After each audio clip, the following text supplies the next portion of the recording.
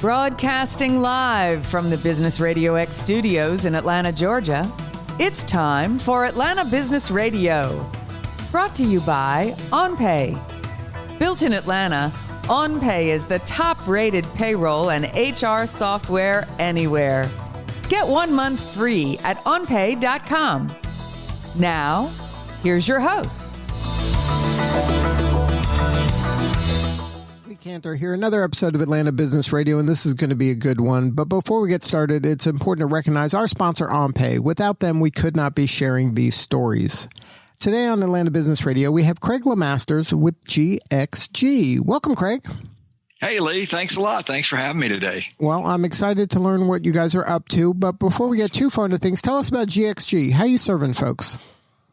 Yeah, so GXG is an advisory firm, and we're about 4 years old, Lee. I started this. I came out of the corporate world, ran a big company, Assurant, pretty good-sized public company for most of my work life, and decided 4 years ago that I'd been super fortunate to learn some stuff that had helped me really grow a big company and some things that I wanted to share with other leaders. And so that's what we did at GXG. And everything we do at GXG is based around a simple formula. I call it the wisdom formula, where I believe and we believe that the missing link in companies typically trying to grow into new areas is this thing that I call wisdom. And we all know the word wisdom, but we define it very specifically as the intersection of knowledge and experience. And usually when we're trying to grow, to new stuff, it's pretty hard, and we don't have the knowledge and experience ourselves or internally. So we built a process at GXG where we can go find this outside wisdom and facilitate the conversations and the process to help people. And I'm obsessed with two words. I call it get unstuck. I think companies get stuck on this area when we try to grow outside of our core business, and we just want to help them get unstuck. And so that's what we do at GXG, is spend all of our hours helping folks, leaders, get unstuck. Now, you mentioned coming from a fairly large public company background. Is that who the target is for your consultancy, or are you working with companies of all sizes? Yeah, it's really all sizes. And when I started this a few years ago, I knew big companies, and so I knew this would work in big companies. So we did that first, and that's gone great. But I got really intrigued of how far down the size company would this methodology that we built work. And it's been a blast. We kind of worked our way down the food chain, if you will. So mid-cap public companies, family enterprises. And then about 2 years ago, we started working with early stage companies, because my whole theory was, look, who gets stuck more? We have a great product idea. We're an early stage company, and we tend to get stuck before we get to that million revenue, and then certainly need to get to 5 million. And it's usually around really hard topics like distribution and networks and things that what we found is our wisdom-based learning methodology could solve very quickly. So now we're serving really across the board. I think our smallest client is literally a year old and less than $1 million of revenue, all the way up to we're very fortunate to work with some of the Fortune really 10 companies, brands that obviously you would know that are very recognizable. So it's the whole range. Now, in your book, you have a new book it's coming out, right? It's not out yet? Yeah, it's on pre-sale right now, Amazon and barnesandnobles.com, and then its release date is October 6th. And that book is called Unstuck, and this is where you kind of map out some of the systems that you've learned, and you're sharing some of that wisdom? Yeah, absolutely. And Lee, I'm not an author by training or even desire. The book came about because some of our wonderful clients kept mentioning to me, hey, this works. We need things that work and practical advice. So why don't you put it in a book? And so we did that. It's a really straightforward book. I don't know if it's the smartest thing to do, because it's my whole business model. We literally laid out, it's a little bit of my story, but it's really how I bumped into this wisdom-based learning. And we just map it out. And there's just basically 4 pretty straightforward steps of how you can go. And the subtitle of the book is How to Unlock and Activate the Wisdom of Others. And that is the secret sauce to get unstuck. And then, so how would it apply? Like if somebody is going through the book, this is a map of how they can kind of take your methodology and then implement it themselves if they kind of followed it? Absolutely. I am super passionate about this because I saw it work at my big company, and we've been very fortunate. We've worked, I think, across 12 industries the last 4 years. We've tested the methodology virtually in every space and over 100 different types of engagements, or I would say stuck topics. So my passion is, to write the book, and then I'm doing a lot of speaking now to basically outline how we get stuck, why we get stuck, and then why I believe this methodology, injecting real wisdom into the equation, is the only real way to get unstuck quickly. So we lay it all out in the book. Again, sort of 4 steps, very methodical. I encourage anybody to try it. That's what I really want people to do. I mean, obviously, if they want us to help them, we love that. We have 2 offerings. We do advisory boards, and we have a coaching platform where we do the same methodology.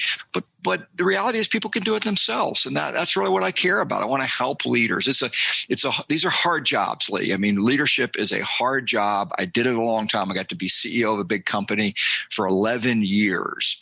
And so I understand how hard these jobs are. And so my passion is I want to help leaders that are stuck on this stuff.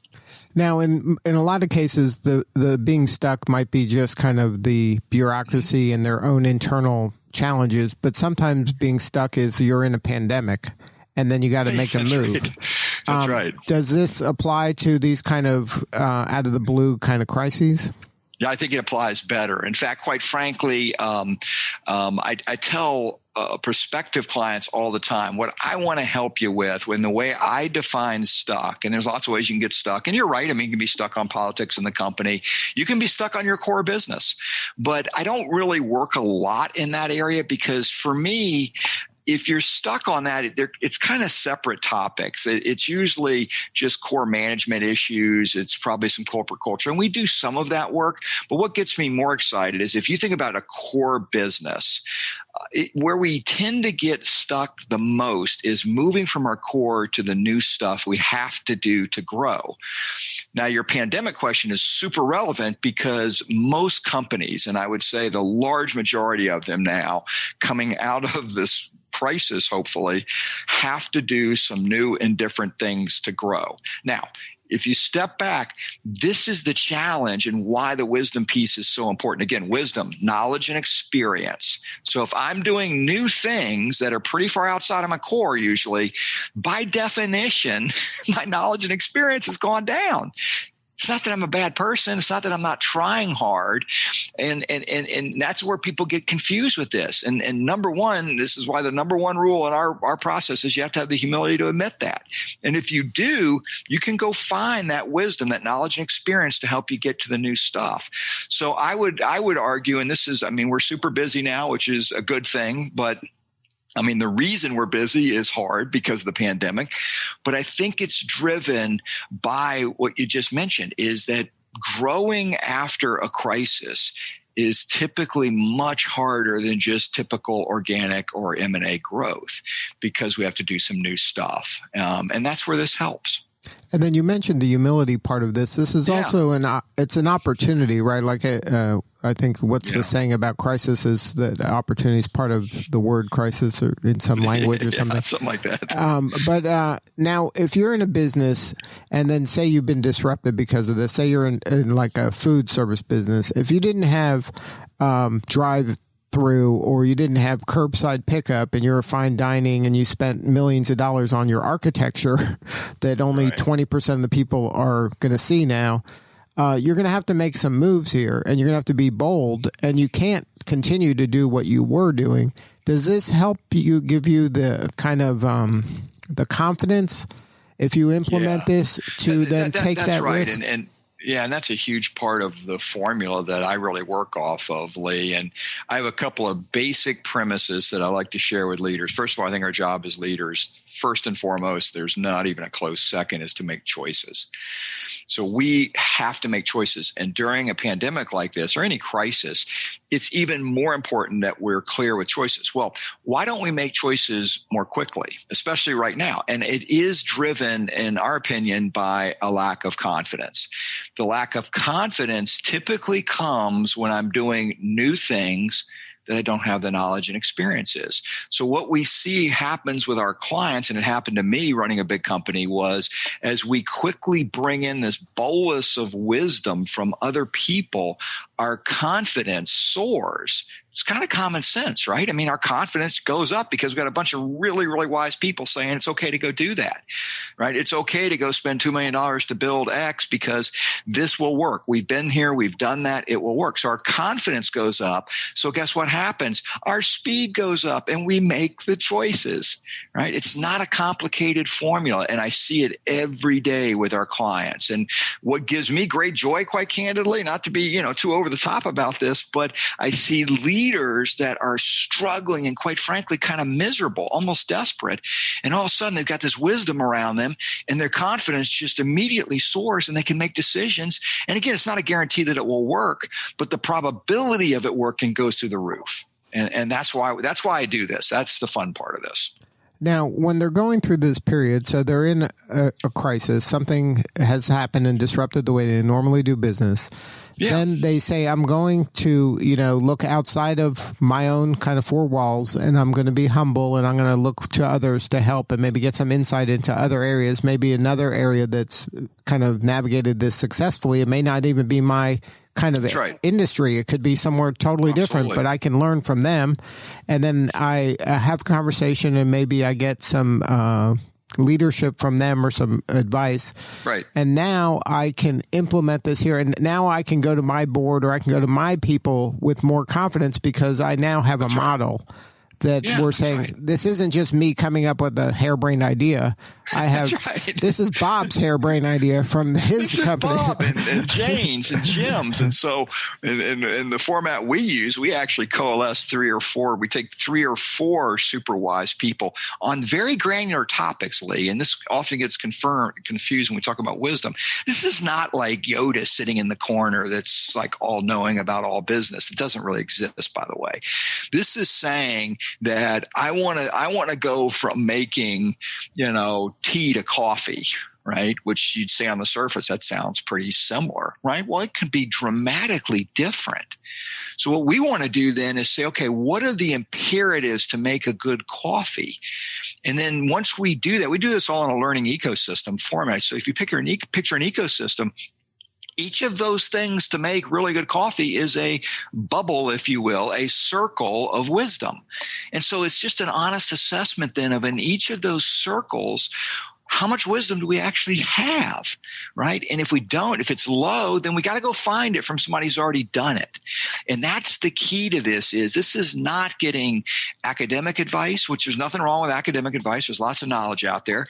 It's not getting a just thought leadership generally on a topic. This is actually comes from operators, people who have made that part of a cup of coffee sitting with you saying, here's how it works. And so it's not, I'll be candid with you, it's not the sexiest business model. It's not the most flashiest business model. It's actually a throwback to how I believe we were supposed to learn. If you look at the history of education, we were supposed to learn from the wisest people, either one-on-one or in small groups. And that's all we've done is we've brought process to how we were supposed to learn. And we actually trademarked what we call rapid cycle learning, because this is how you learn quickly. This is how the confidence goes up. And then this is how you make those choices much, much faster. That makes sense. That's sort of the sequence. Yeah, and I think, like you said, this isn't a new concept. This is, I think the founding fathers of this country were, practitioners that were doing work that mattered. That's right. And they were kind of said, let's all work together and see if we can figure this out. That's right. And if you study history, this is the history of education, and it's fully documented. This is how we learned, early on. There's a reason that, the Queen Sheba, walked thousands of miles to listen to Solomon. I mean, those are all real. These are real history, right? This is why, because the wisdom was so dramatic that we went to great lengths to do it. And I think we've gotten away from that. I think we've kind of taken the easy route where we do a class, we do a seminar, we do a virtual thing. All those are good. I'm not anti any of that. But when you're trying to do the hard stuff, and for me, the hard stuff is growth, it's doing the new stuff. And when you're trying to do that, boy, you better have the right wisdom in the room, or you know what you're going to have? I call it the circle of stuck. You're going to get in this circular motion that is really, really hard to break. And that's actually how we diagnose companies. Companies come in and say, well, I don't know if I'm stuck. And so we kind of walk through the old circle of stuck. Now, do you think some of that is the ego or the lack of humility of the leader? Is that they're afraid to say, I don't know, or they're afraid to not have an answer, that they're saying, look, this is, I got this. That's why you hired me. And that it's just like overconfidence. Absolutely, Lee. And that's the number one thing we look for. People ask me all the time, well, what are the criteria that it takes for this to work? I said, the number one thing is humility.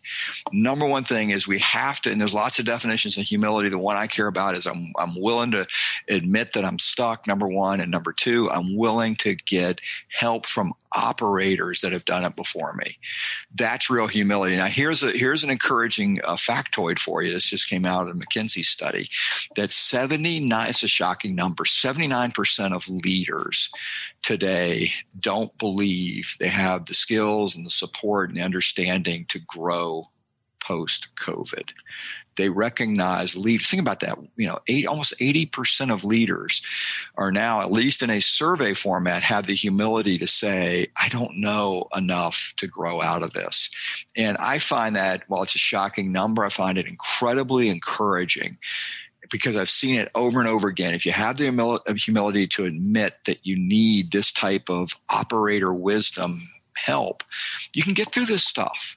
There's very few things that I haven't found any yet. There's very few things I think that are out there that don't have a ton of wisdom walking around. And it's usually right around us. There's wisdom everywhere. We just don't know how to go find it and facilitate it and organize it. It's really hard to do that on our own. So now, what's a symptom of a firm or a leader, maybe their organization is stuck? Maybe they don't even realize it, but maybe to you, this is like kind of a flashing red light, but to them, it's just kind of, they're just in the office today. So what's a symptom of a stuck company? There's lots of ways to do it, but I drew it was a simple diagram in our book, and I call it the circle of stuck, because it's one way to do it. I have fun with it when I do talks because it resonates with leaders, and everybody tends to start shaking their head about halfway through it. But I'll do the super short version.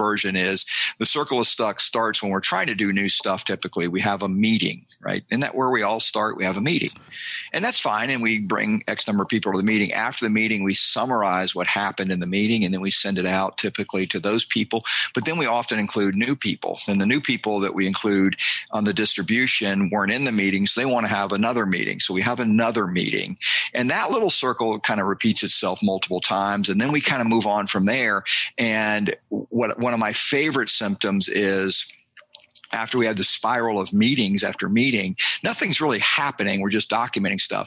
But then we create what we call buzzword salad. Have you ever seen this, where we literally have gotten, and we did this at my company, we create a whole new vocabulary around the thing we're trying to solve. So all of a sudden we have rooms full of buzzwords, and then that doesn't really get us anywhere. So then we do ideation sessions and think tank sessions. We bring in consultants. And, there's lots of other smaller symptoms. One of my favorites is we start carbon copying people on email. We call it CC chaos. I don't know if you've ever seen that, but I did this in a talk once, and a CEO raised his hand and said, I have a record for you. I've never thought about it this way, but now I'm convinced my company's stuck, because I just saw an email and it caught my eye because there were 347 people copied on the email. Think about that for a second. And he's like, oh my gosh, I never thought about my company really is stuck. And so these are all these little symptoms. And the reason I call it a circle is because you can imagine at the end of those things I just described, what do? We go back and start over with another meeting. So the question becomes, how do you break that circle of stuck? And that's where the wisdom thing is started to develop for us. The only way, I believe, to break it efficiently, there's other ways, but the only way to do it efficiently and timely and super fast is you inject that bolus of wisdom right in the middle of the circle of stuck. And all of a sudden, that one conversation starts to lead to real action. And it did that because our confidence went up because people have already done it before. That's it. Now, again, there's a lot of details how we get to those conclusions, but that is how you break the circle of stuck. And hopefully that's helpful. Usually when I tell that story, I get a lot of head nod and going, wow, that's I just got out of 12 of those meetings this week alone, and we've met 7 times and we never seem to make any decisions, and we just go on. And we've got all of these words we've created around it. And then we get outside people, we get more people, but they're just thought leaders and they're just things that don't really get us unstuck. Right. If the action item is to have another meeting, that might be a symptom. It's usually the case, though, right? I mean, it's amazing. I actually did some studies on this at the company that I ran, because this really started bothering me when email started to really take off. And it was like, my goodness, how many emails are we doing? How many meetings are we having? And if you really study that, it's quite devastating, actually, the amount of time that is being wasted on all of this stuff. It's a false sense of accomplishment, Lee, is really what it is, right? And right, it's the illusion of being busy and doing work that matters when you're doing anything but work that matters. Absolutely, and the date. I mean, the 2 most productive hours of the day are when? They're the first 2 hours of the day. How do most employees use the first 2 hours a day? We're going to clean out email, and then we declare victory. And my question is, that's great. Well, did you get unstuck and actually make decisions and move stuff forward? And the answer is usually no, because again, today we came in with virtually the same wisdom we had yesterday. So we're looking for other things to be productive. And all we do is just, if you interject that wisdom into today's meeting and conversation, it blows people away how many decisions are made and how fast they move forward. And that feels pretty good. I mean, and I would tell you the one way I know this is working is, and I think it's the only thing that matters, is do you get results? And I've seen this process. I knew it worked for me at Assurant, but now I've seen it across 12 industries, hundreds of engagements where against all these different topics that this wisdom-based learning has just moved people forward. And then for us, it's been great because every one of our clients has renewed and done additional advisory board and coaching. But just because it works, not because we're just nice people and we work hard, it's because it works. And that's what I care about, is the output. Right. And then people don't really understand the cost of being stuck is that you're sucking the morale out of your team. You're going to lose A players because they're going to get frustrated. They're not going to see their ideas kind of come into action. So there's a lot of kind of unintended costs to being stuck. Oh, absolutely. It's devastating for people, particularly if it goes on more than even just a few months. And sometimes when I talk to, new clients, I mean, they've been working on some things for years, and I would describe it as a hopeless feeling among the team. I mean, how much fun is that? I mean, and again, a lot of this is just based on my own story, Lee. I mean, I did it where I ran into this was into my digital transformation at my company. I mean, we've been talking about it for years, and we were trying a lot of things, but we're in the circle of stuck. And it wasn't until we actually built an advisory board of people who had already built great digital companies, and we started to make decisions, and we actually put those people in front of the company and said, hey, look at who's helping us now, these rock stars in digital.